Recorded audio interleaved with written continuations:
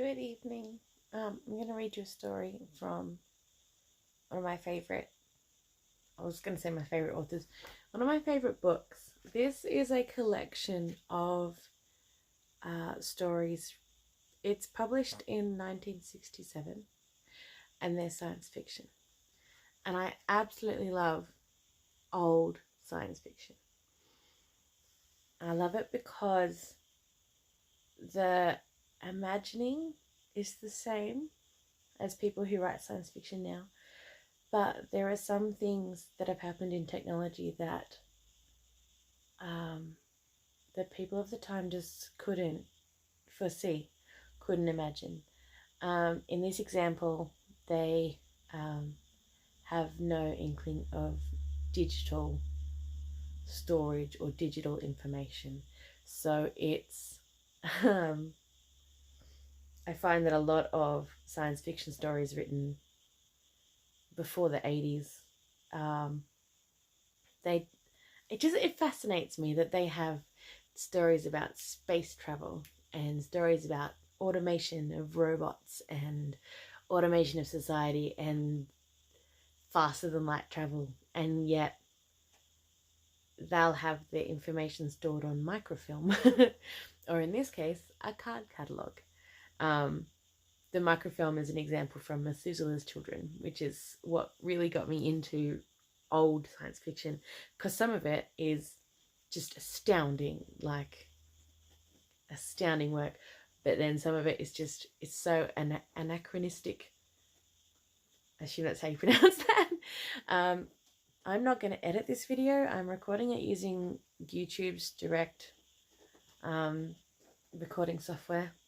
I did a Instagram live story earlier of a young adult fiction book, but I didn't actually save the video anywhere, so I assume it'll only be live for the next 24 hours, which means I'll lose that. If the light behind me makes it hard to see, I apologize, but I need that for the book. Otherwise I can't read it. Anyway, I will read you the story. It is called Dead to the World by H.A. Hargreaves. I don't know anything else about H.A. Hargreaves. I should actually look up if he's done any other books. I think I'd enjoy them. I should have brought a drink. Anyway, Dead to the World. In the murmuring voice of 1,000 quiet sounds, the great machine sang softly to itself, a never-ceasing, contented sort of song, sentient and somehow self-contained. It sprawled beneath innumerable acres just on the outskirts of the once small city of Rugby, North Dakota.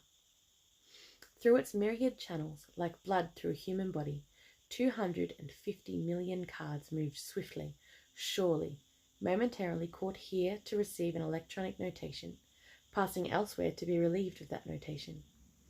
In a hospital in Indianapolis, a baby was born, placed before a scanner, touched briefly by tendrils at head, chest, wrist, and ankle. A new card appeared in the smaller machine beneath that great city, to be duplicated an instant later at Rugby. IN 97246IND 38452 had been incorporated into the population of Americanada, had received her permanent ID card, and no matter what name she might be given by her parents, no matter what her friends might call her, no matter what husband she might choose, she would still remain to the machines, those recorders, masters and manipulators of vital statistics, all 65 of them if required, as IN 97246 IND 38452. In Saskatchewan, a police robot picked up one male adult from the prone position into which he had fallen, carried him through the crowd to the cruiser at the curb, and after a cursory examination fished an ID card from the body's pocket, passed it through a scanner, and made a report.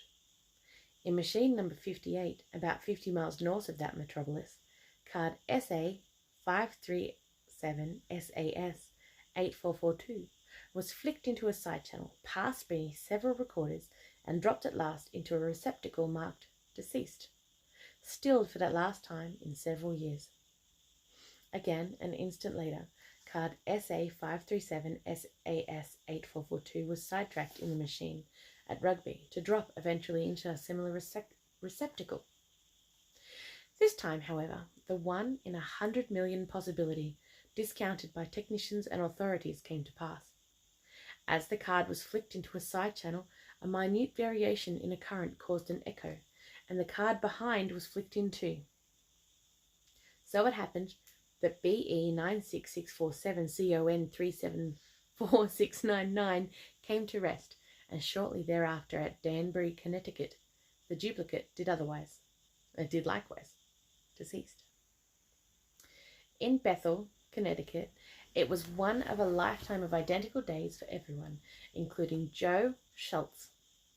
Having finished his work at the antique furniture plant, Joe had decided that he wanted the company of an auto terrier rather than the drab silence of his bachelor roommate.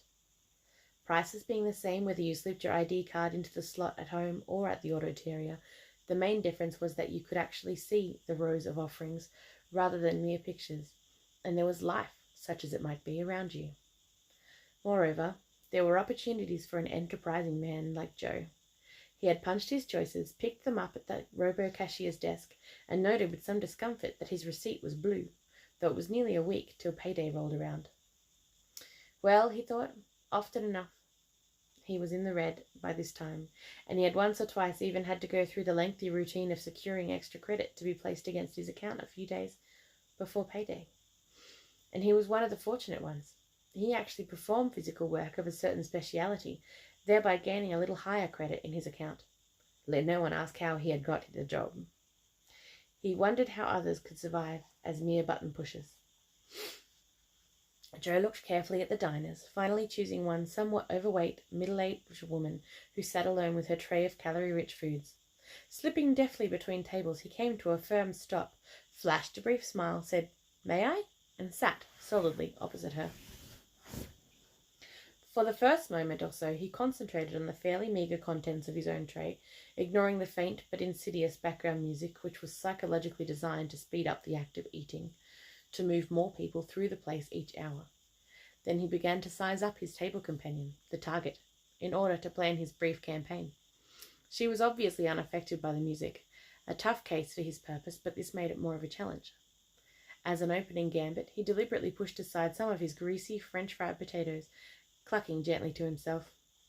He caught a flicker of interest in the woman's eye, a hint of surprise, and it was all too easy after that.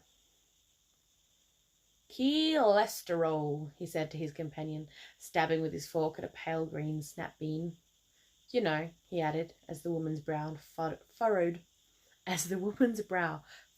with concentration.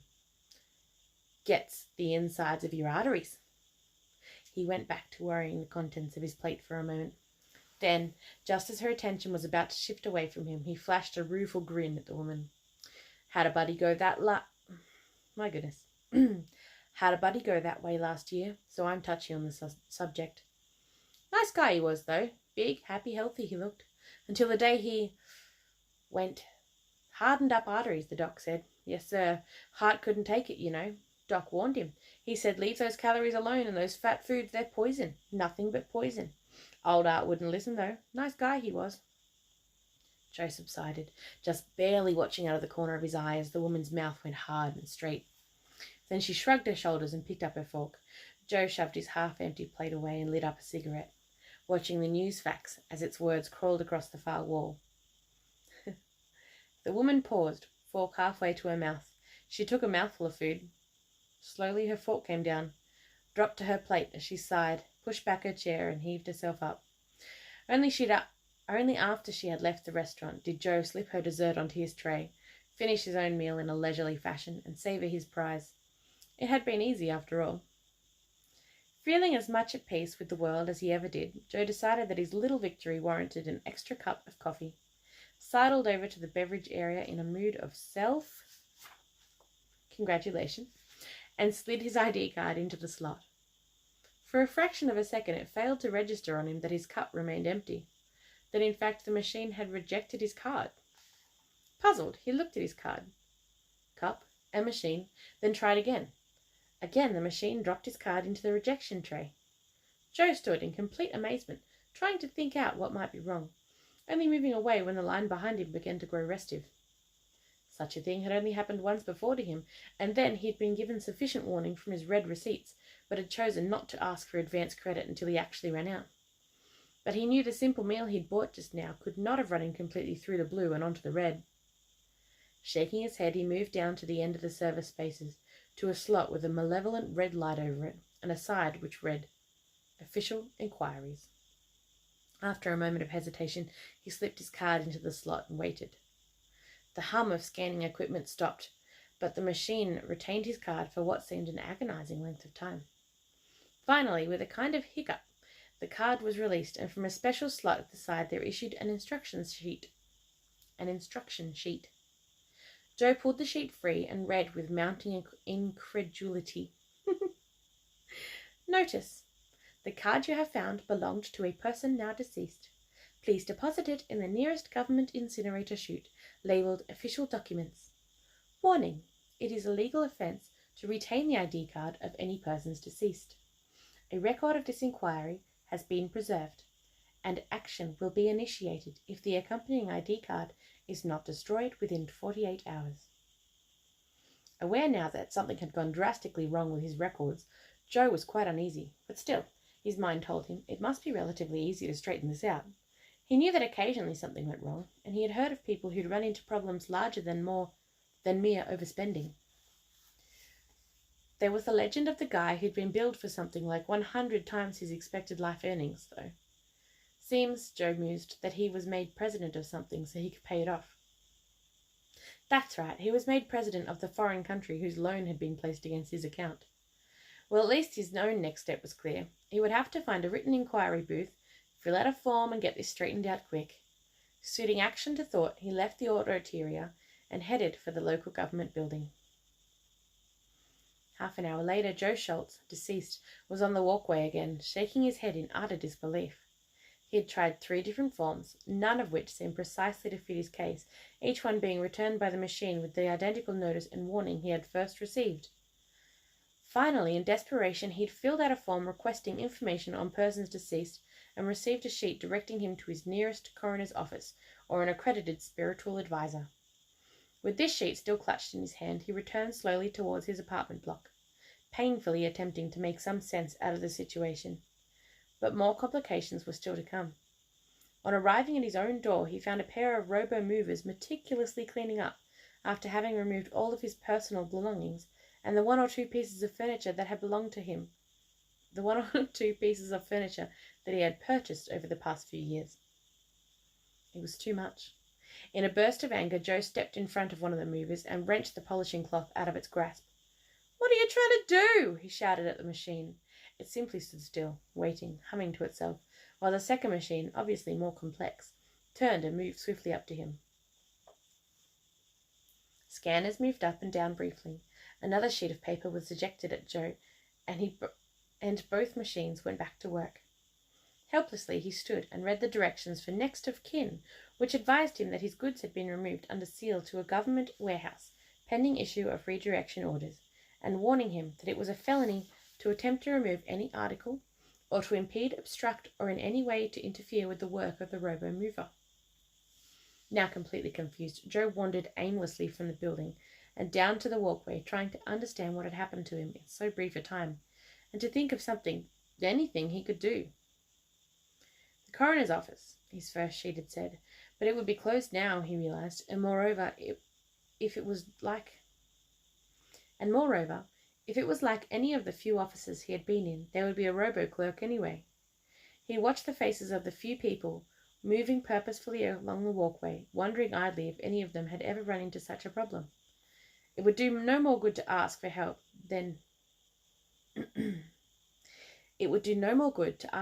from any of them than it would have to drop on to one of the motorways far beneath him, with its unceasing flow of muted thunder.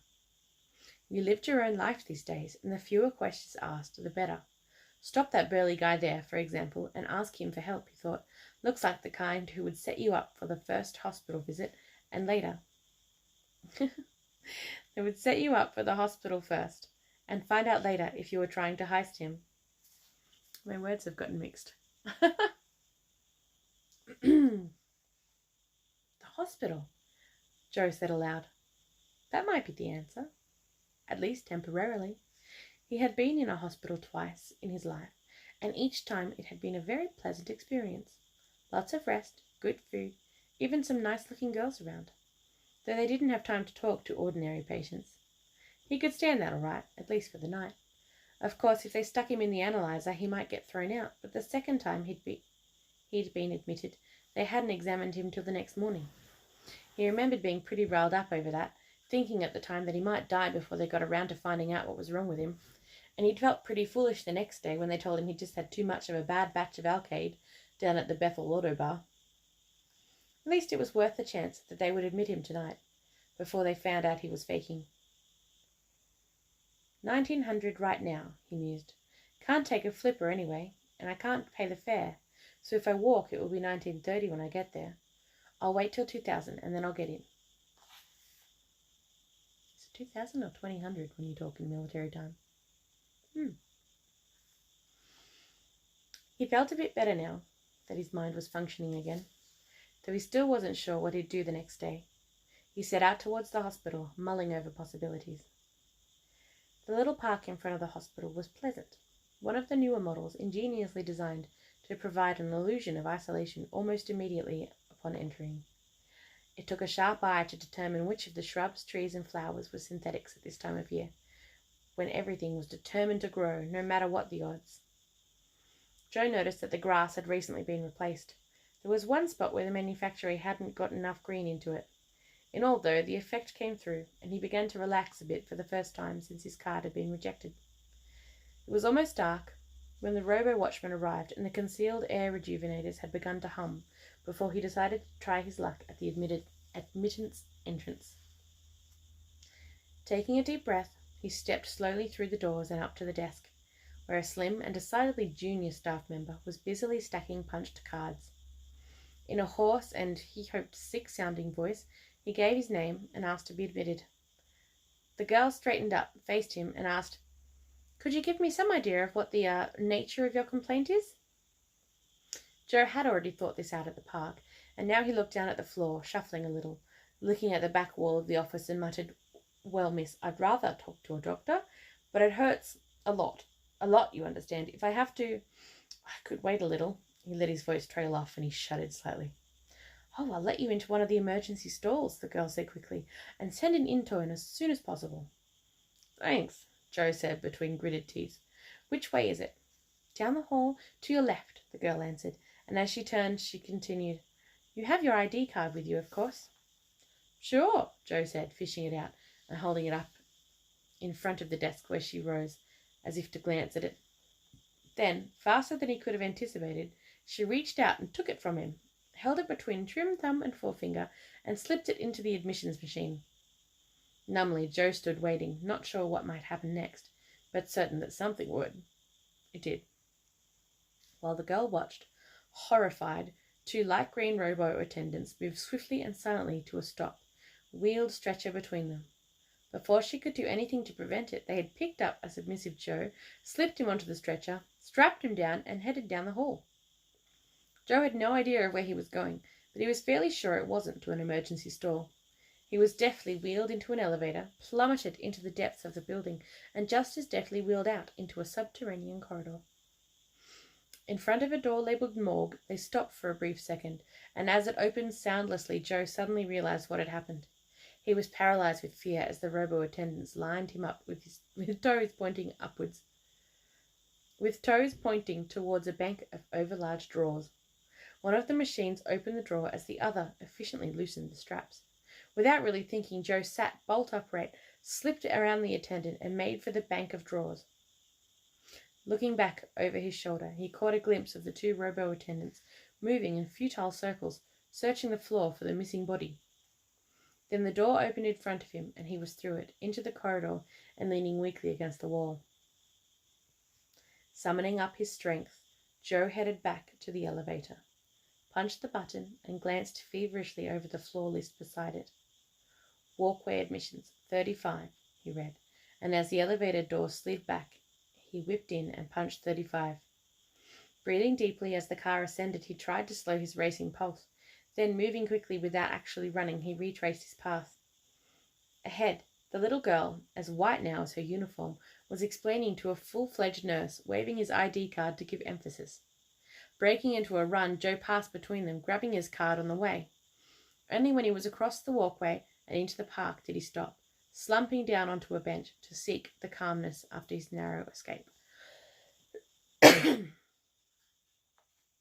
The robo-watchman had passed twice and was standing unobtrusively but warily in the shadows of a Manchurian elm down the path, before Joe had collected his wits sufficiently to consider his next move.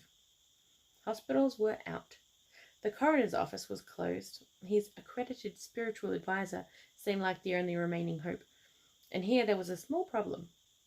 He'd never even had a nodding acquaintance with a spiritual advisor, though he knew they existed in some sort of continental association whose advertising he'd been exposed to. Trying hard to remember the name of the association, he went quickly back across the street, down the express escalator till he came to the visitors' entrance, and cautiously moved through the hospital lobby to a Sea-Talk booth.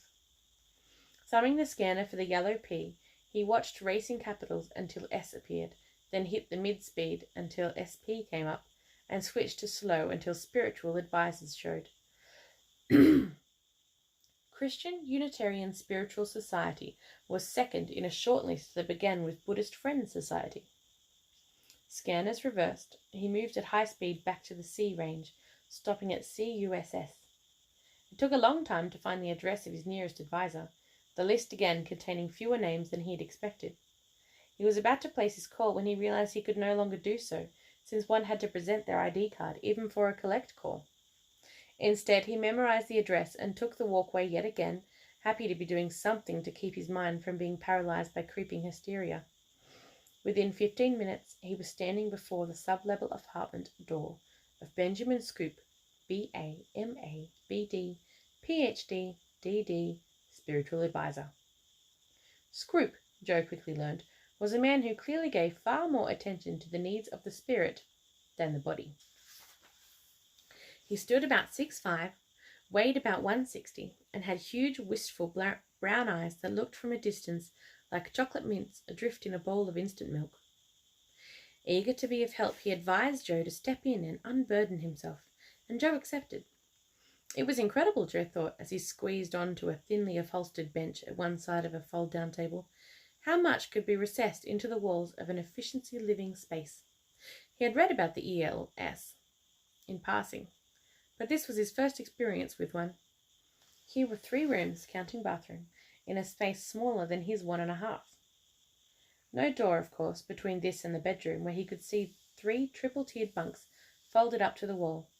Scroop answered his casual question with a rueful 7. 7 children, my wife and myself.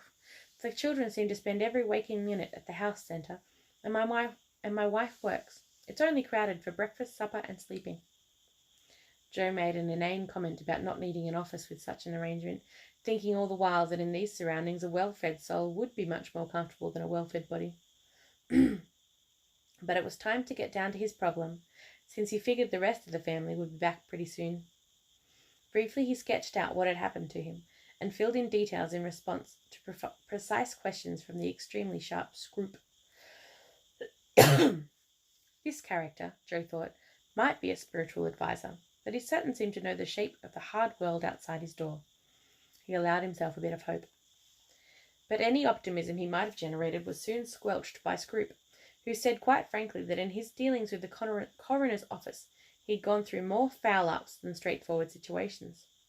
No more than 2 months ago they had on the same day cremated a fleshly resurrectionist and mummified a fiery purger, both with relatives seeking Scroop's counsel. If anything, the robo-clerks were more to be trusted than the occasional human clerk, who invariably fed the wrong data into the larger machines. As for the chief coroner, he was in Danbury proper, and Scroop had suspicions that he wasn't human either, since his decisions were arbitrary and calculated to inflict spiritual suffering on the living, if they could merely subject the dead to indignities. Joe commented that from his own knowledge of the world, it sounded as if the chief coroner were all too human. However, he saw there would be little help in that direction, and asked if there were any other way Scroop could think of to get him out of his now desperate situation. Scroop could think of little more that might be done, and they were slowly discarding possibilities when, in quick succession, the rest of the Scroops arrived home for sleep. A few of the youngest wanted milk, and Joe, after much urging, accepted the cup of coffee he'd tried to get so long ago. Well, it seemed ages ago, even if it only was 5 hours. Scroop used his householder's ID card, and Joe couldn't help but notice in such close quarters that the family was on the red. He felt an accustomed flush of guilt as he realised how hard it must be to feed and clothe this mob. Scroop had seen his discomfort, however, and laughed a bit ruefully, trying to make Joe more at ease. "Don't worry about it," he said. "In this house, it's the children who feed the rest of us anyway." Joe wasn't used to family life, but he knew that children didn't get all that much government allowance, so he raised an eyebrow. Scroop explained, "You see, all the money that people donate to our society is deducted from their accounts by the government. It's used first to cover land taxes and rent, next mission expenses, then operating expenses, and finally the rest is evenly distributed in salaries. I make about half as much in a month as one of my children gets in subsidy, but the children, bless them, believe in the work I do, so they have all, at age 6, given up their personal allowance entirely to our household account. It's a rare display of faith in the parents on the part of the youth, especially for these days." Joe was forced to agree. Things hadn't been so totally controlled by the government until after he had left home, and he wondered if he would have consented to such a thing when he was a kid, considering the tough time his family had had in the soaring 60s. After the children and Mrs. Scroop had gone to bed, Joe and Scroop sat talking for a short time. But it was clear that there would be no solution here. Scroop promised to make out as many forms as he could think of that would be remotely related to Joe's case, but he didn't hold out much hope for quick relief. He offered to put Joe up and feed him, and he was sincere, but he and Joe knew it was next to impossible under the circumstances. Without seeming to rush, Joe brought the talk to an end. "If I don't mosey along," he finally said, "my friend Max will have gone to bed, and he doesn't like to be woke up late at night. He gets real ugly. So thanks for everything, and I'll be dropping around sometime. I might even take one of your services." After a firm handshake and a look of real compassion from Scroop, Joe found himself outside, headed for the blessed walkway, this time presumably to see the mythical Max, who, Joe decided, lived under a bench in the park across from the hospital. Back in the park, with the time nearing a murky 2400, Joe carefully chose a secluded nook, surrounded by thick shrubs and overhung by an original New England oak. He had not realized how tired he was until he stretched out with his jacket under his head. Then, despite the turmoil of his thoughts as he tried to find some way out of his dilemma, he dropped into a deep, uneasy sleep. He dreamed of running down long twisting corridors whose walls pulsed rhythmically, threatening to close on him. Paradoxically, it seemed that he could always see a dark abyss at the end, no matter what direction he tried. Then, dimly, he became aware of an insistent, toneless voice, and slowly roused to find the robo-watchman standing over him in the darkness of the park. "It is forbidden to remain on the pathways after dark," the watchman repeated. Joe was stiff, incredibly tired, and totally discouraged. He could think of nothing more to do, so he lay there in complete resignation. "I will be forced to call for the police if you do not leave at once," said the watchman, and Joe thought, well, it had to come to this sooner or later. Then he brightened. Why not? Why not go to jail? At least he would have a place to sleep in peace, and maybe someone would straighten the whole thing out when his case came up. Of course, loitering might be a minor offence, and he would be dealt with by machine again, but at worst he would merely stay in jail. He put his hands behind his head, relaxed, and waited. It couldn't have been more than 3 minutes later when the RoboCop arrived, moving swiftly and competently across the grass while his companion remained behind at the cruiser. Joe had obligingly placed his ID card on his chest, and now he waited with grim satisfaction to be apprehended. But it didn't happen quite that way. After a quick glance, the RoboCop's tentacle flicked down and took his ID card, shoved it into the scanner, and transmitted the information. Joe watched with bewilderment as his card was placed back in his shirt pocket and the Robocop stood still, obviously waiting. Then, with a soft swoosh, a black hack settled on the grass close by. Two attendants got out with a wheeled stretcher, placed him on it and wrapped him in a sheet, put him in the back of the vehicle and took off. This time it was the district morgue, but the procedure was precisely the same. As the sheet was unwrapped, Joe slipped off his stretcher and made for the door. Glancing back, he saw the attendants making the same futile searching movements in widening circles around the floor. It was somehow ludicrous now, as Joe made his way in leisurely fashion through the sub-basement area, not really caring where his wandering took him. It was almost pleasant down here, the warm, dim passage inviting him to find a little nook or cranny, curl up and finish his sleep. He had to make a real effort to keep going, realizing that this was no solution either. He had to make his way to the outside, if only to eat. And now that the thought had occurred, he was acutely hungry. It must be early morning, at least. 05:30, said the clock over the back entrance to this level of the mammoth civic building. He knew he shouldn't really be so hungry, but Joe had been through a lot since supper the night before, and it definitely wasn't all psychological. He would have to find some way to eat breakfast, and if it required desperate measures, well, it was a desperate situation.